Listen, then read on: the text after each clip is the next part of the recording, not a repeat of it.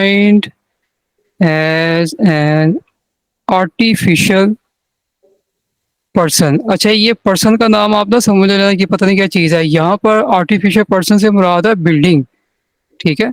अगर आपको कोई बिल्डिंग, कोई कंपनी आपने खोलनी है, आपने काम करना है उसमें, तो आपको चाहिए बिल्डिंग जिसके अंदर आप सारा वो चीज़ें डालेंगे, स्टाफ डालेंगे तो वो काम करेगा, ठीक है।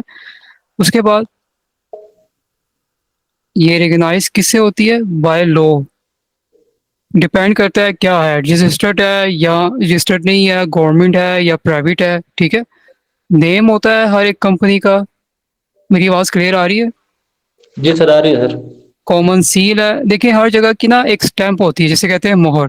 आप प्राइवेट कॉलेज में पढ़ोगे उनकी अपनी स्टैंप होती है, आप गवर्नमेंट में पढ़ोगे तो उनकी अपनी स्टैंप होती है, जिससे वो अपनी पहचान बनाते हैं। फॉर एग्जांपल, अगर आप बैंक की बात कर रहे हैं, आप बैंक में तो जाते हो, अकाउंट भी आप लोगों के खुले होंगे, तो हर बैंक की जो चेकबुक आप देखेंगे वो डिफरेंट होके, हर बैंक जो है ना वो स्टैंप अपने अपने नाम से उसने बनाई होती है, ठीक है। ठीक है सर। इसके ट्रांसफरेबल शेयर्स होते हैं, मीन्स के आप इनके शेयर एक बंदे को दूसरे बंदे में ट्रांसफ़र कर सकते हैं। तो ये छोटी सी इसकी मैंने सिर्फ आपको डेफिनेशन बताई हैं, ठीक है। इतना ज़्यादा हमें करने की ज़रूरत नहीं है, टू द पॉइंट। अब बात करते हैं कि आपकी कंपनी कितनी टाइप होती हैं। दो टाइप्स हैं आपकी, ठीक है। एक आपकी प्राइवेट कंपनी, क्योंकि जब आप पे कॉन्सेप्ट क्लियर होंगे फिर जो मर्जी सवाल आए आप इजली इसको कर सकते हैं। एक आपकी पब्लिक कंपनी, ठीक है। और हम जो जी यहाँ पर पढ़ने वाले हैं, वो हम पढ़ने वाले हैं सब कुछ पब्लिक कंपनी के बारे में, जिसे गवर्नमेंट की कंपनी भी कहा जाता है। क्लियर हो गया? तो जी ये सर। छोटा सा आप लोगों का इंट्रो था, इतना ज़्यादा कुछ आप लोगों ने इसमें करना नहीं है।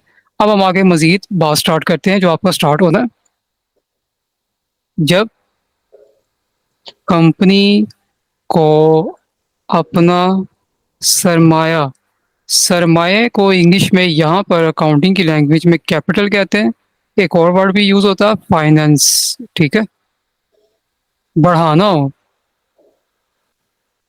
अब आपने कंपनी खोली, आप चाह रहे कि भाई मेरे ना यहाँ पर मेरा इन्वेस्टर आएंगे तो आपका वो सरमाया पड़ेगा ना, तो कंपनी उसके लिए शेयर्स जारी करती है। अब शेयर्स क्या होता है ये बताओ तो। शेयर्स को वैसे उर्दू में ना बाद इसको हिस्सस बोलते हैं, बाद इसको हस्सस बोलते हैं, ठीक है। दो वर्ड है शेयर्स। अब शेयर्स क्या होते हैं, मैं थोड़ा सा आपको इंट्रो बताता हूँ। शेयर्स एक तरह के ना आपके सर्टिफिकेट होते हैं। अब मैं एक और सिंपल एग्जांपल आपको देता हूँ। आप लोगों ने प्राइस बॉन्ड का नाम सुना होगा, प्राइस बॉन्ड। जी सर। दोनों ने सुना हुआ है प्राइस बॉन्ड का नाम? जी सर, सुना हुआ है। अच्छा, प्राइस बॉन्ड पे क्या होता है कि ये बिल्कुल आपके ना नोट की तरह होते हैं। इसमें 100 का भी प्राइस बॉन्ड होता है, 200 का भी होता है, इसके अलावा 7,000 का भी होता है, 40,000 का भी होता है, 15,000 का भी होता है।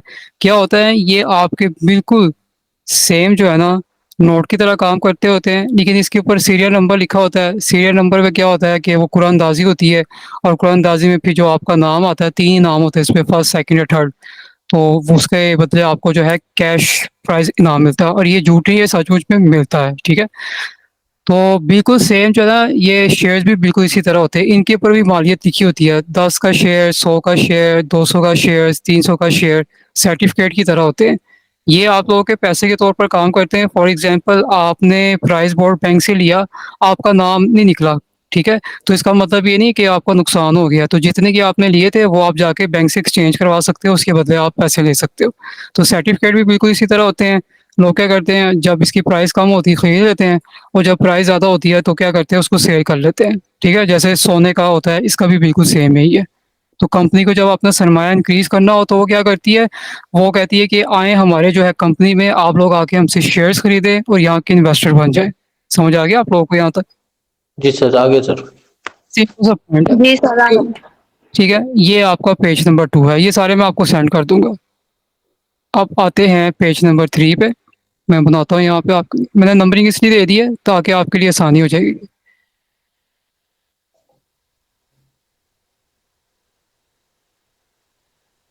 2, ठीक है। अब यहाँ पे हम बात करते हैं टाइप्स ऑफ शेयर। अब कंपनी जब शेयर जारी करती है ना तो उसके 3 टाइप्स होते हैं जो आपको मोस्टली नज़र आएंगे। यहाँ पे मैं लिखूँगा शेयर्स इशूड एट पार बहुत सिंपल है, आप इसको कॉन्सेप्ट के साथ करेंगे ना तो ये 20 नंबर का 100% आपका क्वेश्चन हो जाना है। एडवांस में तो पास होना बहुत ज़्यादा आसान है। असल में सप्ली आने की वजह क्या है कि यहाँ पर आपको कह दिया जाता है बस पास्ट पेपर कर लो, सारे पेपर आ जाएगा। पास्ट पेपर तब करोगे ना जब कॉन्सेप्ट क्लियर होगा, डायरेक्ट कैसे जी छलांग मार सकते हो। और एडवांस में इस बार बहुत ज़्यादा सप्लीज आई हैं।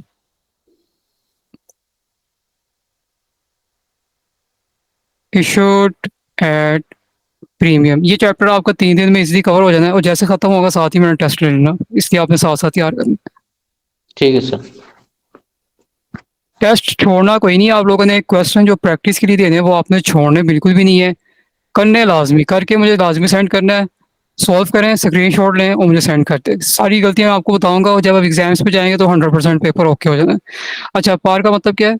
असल कीमत पर। डिस्काउंट का मतलब होता है असल कीमत से कम पर। और प्रीमियम का मतलब होता है असल कीमत से ज़्यादा। तो फॉर एग्जांपल अगर हम प्राइस की बात करें, पार मोस्टली जो आपकी शेयर्स की वैल्यूज होती है वो 100 होती है मोस्टली। और अगर हम बात करते हैं असल कीमत से कम, मीन्स के देखिए 100 आपका स्टैंडर्ड हो गया है, उससे कम अगर आप करना चाहें तो कोई भी हो सकता है, 90 भी हो सकता है, 80 भी हो सकता है। तो हम यहाँ पर 90 लगाते हैं, मतलब 100 से जो मर्जी कम हो, 90, 80, 70, 50 कोई इशू नहीं। असल कीमत से ज़्यादा का मतलब क्या है? 100 आपकी असल कीमत है, इससे ज़्यादा आप लगा सकते हैं 105, 110, 120, लेकिन 100 से क्या होना चाहिए? ज़्यादा होना चाहिए। तो ये 3 टाइप्स होती है। कंपनी क्या करती है, उसको जो तरीका लगे वो उसको कह देती है कि हम पार पे जारी कर रहे हैं, डिस्काउंट पे कर रहे हैं, प्रीमियम पे कर रहे हैं। ये बाकायदा क्वेश्चन के अंदर लिखा होगा कि हम किस पे जारी कर रहे हैं। क्लियर हो गया यहाँ तक? जी सर, हो गया सर। तो ये एक कंपनी का छोटा सा आपका इंट्रो था। अगर किसी को यहाँ से समझ नहीं आई तो मुझसे पूछ लें, तो मैं अभी आपको बताता हूँ। हाँ समझ आ गई। जी, डन है दोनों का? जी सर। एक की आवाज़ आई है मुझे। जी सर जी। ठीक है, समझ ना आ रही 1000 दफ़ा पूछें, लेकिन पूछना लाजमी है ताकि आपका कॉन्सेप्ट क्लियर है। ये जी 3 पेज आपके हो गए। अब हमारा मेन टारगेट स्टार्ट हो रहा है बोनस शेयर का।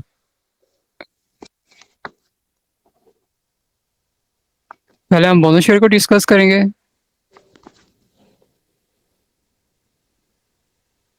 अब ये बोनस शेयर क्या होता है? जब कंपनी के पास बहुत ज़्यादा, मैं आपको बहुत इजी वर्डिंग में समझा रहा हूँ ताकि आपको मुश्किल न लगे, मुनाफा आ जाए। पहले आप लोगों ने ये कोई इंट्रो वगैरह पढ़े हैं या डायरेक्ट बस क्वेश्चन ही सोल्व किए हैं? डायरेक्ट क्वेश्चन किए हुए हैं सर, कंट्रोल नहीं किए। सर दोनों ने क्वेश्चन किए हुए हैं सर। मतलब डायरेक्ट क्वेश्चन सॉल्व किए हैं, आपको कुछ आइडिया नहीं था इसका? नहीं नो सर। सर। जब कंपनी के पास बहुत ज़्यादा मुनाफा आ जाए तो कंपनी के डायरेक्टर्स, अब डायरेक्टर्स किसे कहते हैं ये भी बताता हूँ आपको। जो कंपनी के इंतज़ाम संभालते हैं उसको डायरेक्टर्स कहा जाता है। इंतज़ाम चलाने वाले को और इजी वर्ड। तो कंपनी के डायरेक्टर्स अपने शेयर होल्डर्स में बोनस की शक्ल में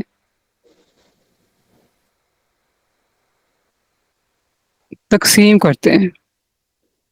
मीन्स के देखिए ना, एक तो आप किसी जगह पे काम कर रहे हो, आप सैलरी ले रहे हो, वो एक अलग चीज़ है। बोनस का मतलब क्यों देते हैं? इसलिए देते हैं कि अंदर जो हमारे वर्कर काम कर रहे हैं ताकि उनको लगे भाई हमने कोई अच्छा काम किया, हमने इनको इंसेंटिव दिया है तो ये मज़ीद दिल लगा के काम करेंगे। इसे कहते हैं बोनस। ठीक है, ये सैलरी नहीं होती, इसे हट के होती है। क्लियर हो गया? जी अब सर। बोनस 2 टाइप की शक्ल में दे सर सकते हैं। कैश की सूरत में भी दे सकते हैं और शेयर्स की सूरत में भी दे सकते हैं, लेकिन फिलहाल यहाँ पर जो कंपनी है वो शेयर्स की सूरत में दे रही है।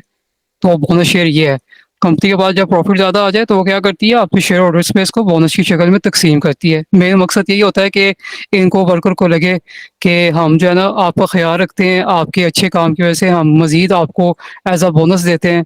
ठीक है, ताकि आप मज़ीद अच्छा जो है दिल लगा के काम करें। ये मकसद होता है। क्लियर हो गया? जी सर। ये बोनस शेयर हो गया। अच्छा, बोनस शेयर तो हो गया। अब आता है कि क्वेश्चन में जब बोनस शेयर आएंगे उसकी क्या एंट्रीज पास करनी है। ये बस अब सिंपल सी चीज़ें आपकी स्टार्ट हो गई है इसमें। और इसके बाद फिर आपको एक क्वेश्चन चल जाएगा, ये लीजिए 5। ज़्यादातर अगर बोनस शेयर में आपको सवाल आता है डिस्काउंट का तो उसने पूछना 2 ही टाइप्स होंगी, bonus share at at par या प्रीमियम। बस ये 2 केसेस होंगे। डिस्काउंट मुश्किल ही है वो आपसे पूछे। क्लियर हो गया? तो ये 2 पार्ट्स और एंट्री इसकी इतनी छोटी है, सवाल ही बहुत छोटा है, मुश्किल ज़रा भी नहीं है। मेरी आवाज़ आ रही है आप लोगों को? क्लियर नहीं आ रही सर। जी सर आ रही है। अच्छा आप देखें, अब आवाज़ आ रही है आपको मेरी? आ रही है सर। अच्छा आवाज़ क्लियर ना है मुझे साथ-साथ बताएँ ताकि आपको मेरी आवाज़ आएगी तो आप लोगों को समझ आएगा। क्लियर हो गया? ठीक है सर। अच्छा ये तो हो गया, ये तो हमने तो एंट्री करनी है, लेकिन पहले आपको जो है ना स्टेप जो है एक सिखाना ज़रूरी है ताकि आपका कॉन्सेप्ट क्लियर हो जाए। अच्छा देखिए, आप लोग अक्सर घरों में बचत करते होंगे, ठीक है? अक्सर आपने देखा होगा लोगों ने ना सेविंग बॉक्स बनाए होते हैं। जी सर। मीन्स के एक बॉक्स में वो कहते हैं कि भाई इसमें जो है ना हमने एजुकेशन के लिए पैसे डालने हैं, मीन्स के बाहर जाकर स्टडी करनी है। एक बॉक्स में वो कहते हैं कि हमने ना इसको हाउस प्रोजेक्ट के लिए कि मीन्स घर बनाने के लिए डालना है। और एक बॉक्स में वो कहते हैं कि जो हमारे डेली एक्सपेंसेस होंगे ना, हम उसके अंदर ये पैसे डालेंगे। मीन्स कि अगर इनकम ऊपर नीचे भी होगी तो ये हमारी सेविंग होगी, हम इसमें से निकाल लेंगे। ठीक है? क्लियर है? जी सर। बिल्कुल सेम इसी तरह कंपनी की भी सेविंग बॉक्स होते हैं। आपको और ही ज़्यादा आसान करके बता रहा हूँ। इसी तरह कंपनी के भी सेविंग बॉक्स होते हैं। कौन-कौन से होते हैं ये देख लें, सिर्फ़ 3 ही होते हैं। नंबर 1 आपके पास है, यहाँ पे आ जाएगा प्रॉफ़िट एंड लॉस अकाउंट, ये कंपनी के सेविंग बॉक्स का नाम है। सेकंड आपके पास है जनरल रिज़र्व फंड, ठीक है? और थर्ड आपके पास है शेयर प्रीमियम। तो याद रखें कि कंपनी जब भी जो है ना उसने बोनस शेयर जारी करना है, आपने से नहीं करना है। ये 3 सेविंग बॉक्स पड़े हैं ना, इसमें से निकालेगी। उसकी मर्ज़ी है, चाहे प्रॉफ़िट एंड लॉस से निकाले, चाहे जनरल रिज़र्व से निकाले, चाहे शेयर प्रीमियम से निकाले। तो जब एग्ज़ाम में आपको क्वेश्चन आएगा, बाकायदा उसने ज़िक्र किया होगा कि कहाँ-कहाँ से आपने सेविंग बॉक्स से बोनस निकाल के देना है अपने शेयर होल्डर्स को। तो सिर्फ़ 3 होते हैं, इसके अलावा आपको कोई नज़र नहीं आएँगे। 1 profit and loss account, second general reserve fund, third share premium account. समझ आ गया यहाँ तक आपको? जी सर, आ गई सर। दोनों को? जी सर आ गई है। तो कंपनी के सेविंग बॉक्स कितने होते हैं हमेशा? 3 होते हैं सर। ठीक है, पहला कौन-सा होता है? प्रॉफिट एंड लॉस और profit and loss, general reserve, share premium. हाँ जी, ये 3 होंगे और पूरे क्वेश्चन में जब भी बोनस शेयर से या रेट शेयर से क्वेश्चन आपको आएगा एग्ज़ाम में, तो इसी तीनों का ज़िक्र होगा। इसके अलावा आपको कोई भी चीज़ नज़र नहीं आएगी। यहाँ तक क्लियर हो गया? जी सर। चलिए जी, अब जाते हैं हम एंट्री की तरफ।